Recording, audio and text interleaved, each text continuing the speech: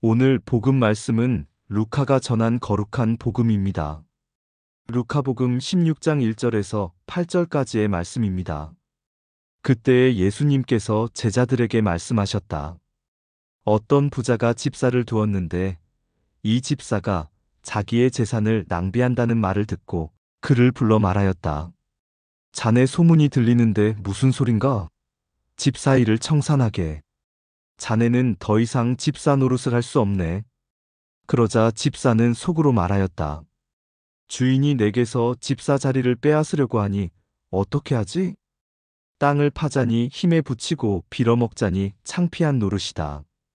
옳지, 이렇게 하자. 내가 집사 자리에서 밀려나면 사람들이 나를 저희 집으로 맞아들이게 해야지. 그래서 그는 주인에게 빚진 사람들을 하나씩 불러 첫사람에게 물었다. 내 주인에게 얼마를 빚졌소?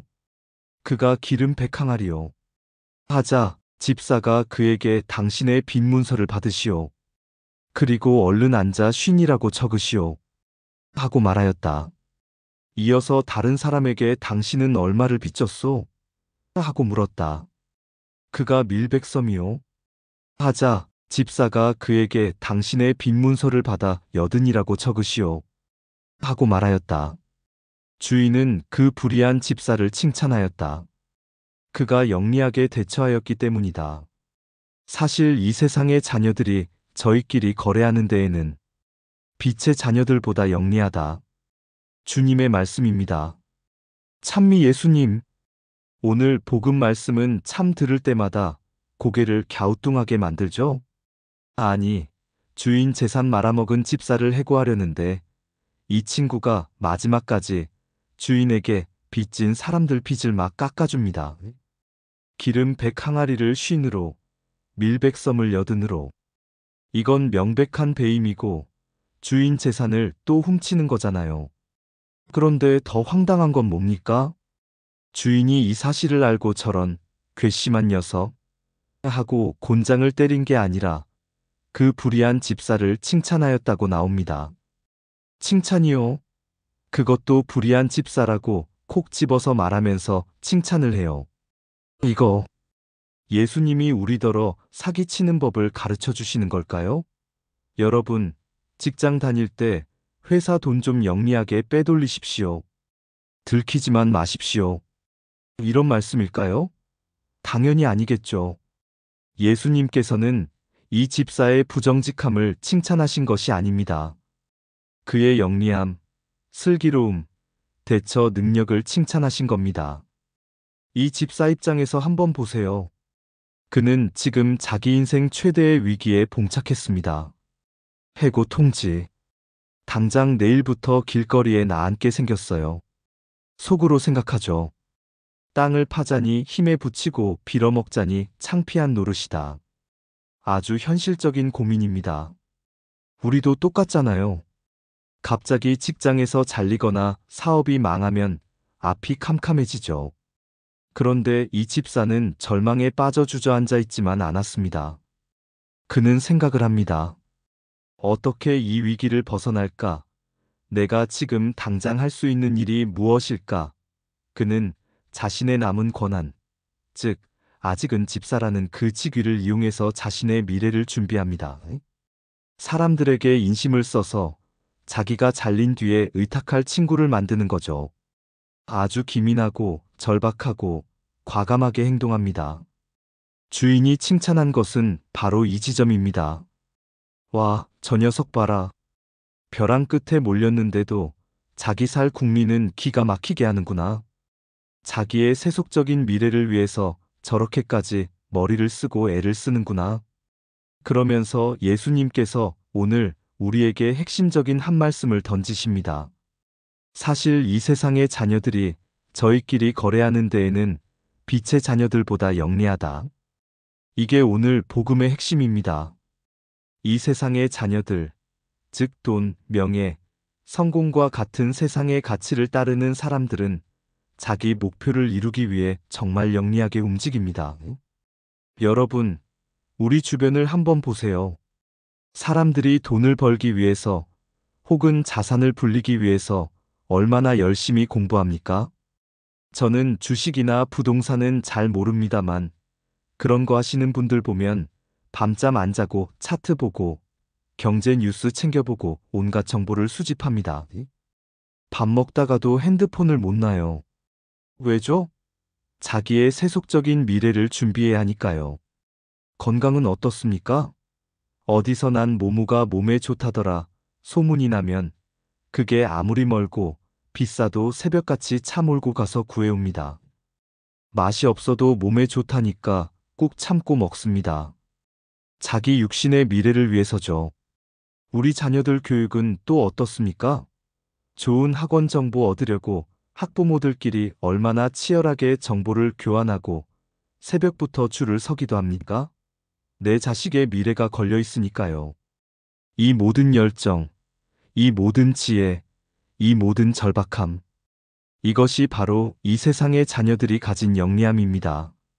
자, 이제 예수님께서 우리 빛의 자녀들이라고 불리는 우리 신앙인들을 바라보십니다.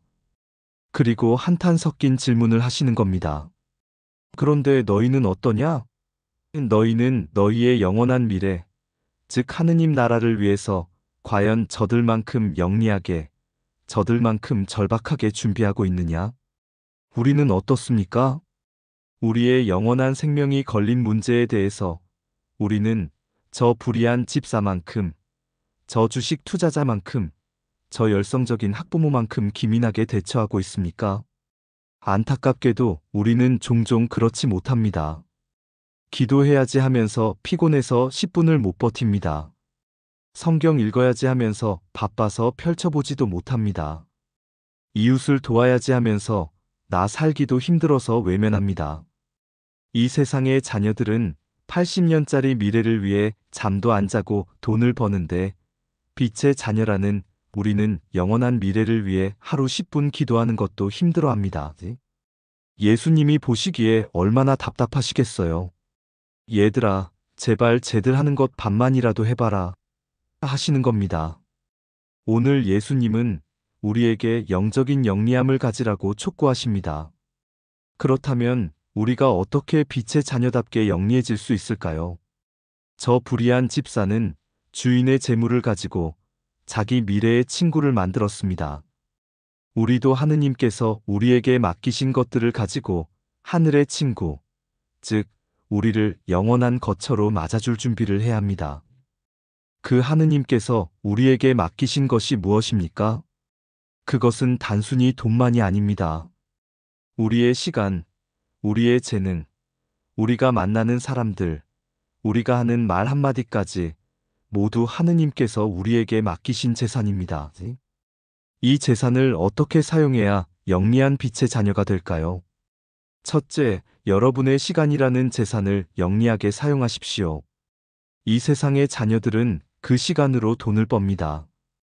빛의 자녀인 우리는 그 시간으로 영원을 벌어야 합니다. 하루에 단 10분이라도 좋습니다. 알람을 맞춰놓고 세상의 그 어떤 정보보다 중요한 하느님의 말씀을 읽고 묵상해 보십시오. 주식 차트 분석하듯이, 입시 정보 모으듯이 하느님의 뜻이 무엇인지 절박하게 찾아보십시오. 그 10분이 여러분의 영원한 미래를 결정짓는 투자가 됩니다. 둘째, 여러분의 재물과 재능을 영리하게 사용하십시오. 불의한 집사는 빚을 탕감해 줌으로써 인심을 얻었습니다. 우리는 하느님께 받은 축복을 나누어 줌으로써 하늘의 친구를 사귈 수 있습니다. 점심 먹고 마시는 커피 한 잔과 5,000원. 일주일에 딱 한 번만 그 돈을 아껴서 정말 춥고 배고픈 이웃을 위해 혹은 가난한 선교지를 위해 봉헌해 보십시오. 내가 가진 작은 재능, 남들보다 조금 더 잘하는 그것을 가지고 봉사해 보십시오. 그것이 바로 이 땅의 불의한 재물로 영원한 거처를 준비하는 가장 확실하고 영리한 방법입니다. 셋째, 여러분의 관계와 말을 영리하게 사용하십시오. 이 세상의 자녀들은 자기 이익을 위해 관계를 맺고 자신을 높이기 위해 말을 합니다. 빛의 자녀인 우리는 하느님 나라를 위해 관계를 맺어야 합니다. 오늘 이 미사를 마치고 돌아가시면서 혹은 성당에서 몇 달간 서먹하게 지냈던 교우에게 먼저 다가가서 그동안 잘 지내셨어요? 따뜻한 말 한마디 건네보십시오. 집에서 나를 속상하게 했던 가족에게 미안해, 고마워 진심 어린 말 한마디를 해보십시오. 이렇게 깨어진 관계를 회복하고 용서와 화해의 친구를 만드는 것이야말로 하늘에 우리의 집을 짓는 가장 영리한 건축술입니다. 사랑하는 형제자매 여러분, 오늘 주님은 우리에게 묻고 계십니다. 너는 무엇을 위해 그토록 영리하게 살고 있느냐? 세상의 것들을 얻기 위한 영리함은 결국 이 세상과 함께 사라질 것입니다. 하지만 우리의 영원한 생명을 위해, 하느님 나라를 위해 바치는 우리의 작은 열정과 시간과 나눔은 영원한 거처에 차곡차곡 쌓일 것입니다. 우리 모두 세상의 일에는 조금 둔해도 좋습니다. 하지만 적어도 하느님의 일에만큼은, 우리의 구원에 관한 일에만큼은 저 불의한 집사보다 훨씬 더 영리한 빛의 자녀들이 됩시다. 잠시 묵상하겠습니다.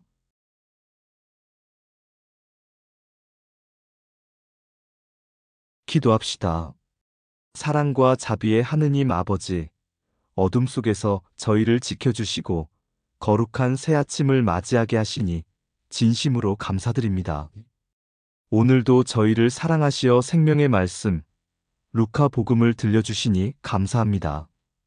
주님, 오늘 복음에서 불의한 집사는 자신의 미래가 위태로워지자 살아남기 위해 참으로 영리하고 신속하게 움직였습니다. 저희는 빛의 자녀라 불리면서도 정작 영원한 생명과 하느님 나라를 준비하는 일에는 그 세상의 자녀들보다 어리석고 게으르지 않았는지 돌아봅니다. 썩어 없어질 세상의 재물에는 그토록 열심을 다하면서도 하늘의 보물을 쌓는 일에는 얼마나 무관심했는지 고백합니다. 저희의 눈을 열어주시어 잠시 머무를 이 세상이 아니라 영원한 하느님 나라를 바라보는 지혜를 주소서. 주님, 저희에게도 그 영리함을 허락하시되 세속적인 이익을 위한 교활함이 아니라 하느님 나라를 차지하기 위한 거룩한 지혜를 주소서. 오늘 하루 저희에게 맡겨주신 시간과 재능을 낭비하지 않고 주님의 영광과 이웃 사랑을 위해 슬기롭게 사용하는 복된 청지기가 되게 하소서. 이 모든 기도 저희의 구원자이신 우리 주 예수 그리스도를 통하여 비나이다. 아멘. 오늘 하루도 빛의 자녀가 되는 행복한 하루 되시기 바랍니다. 사랑합니다.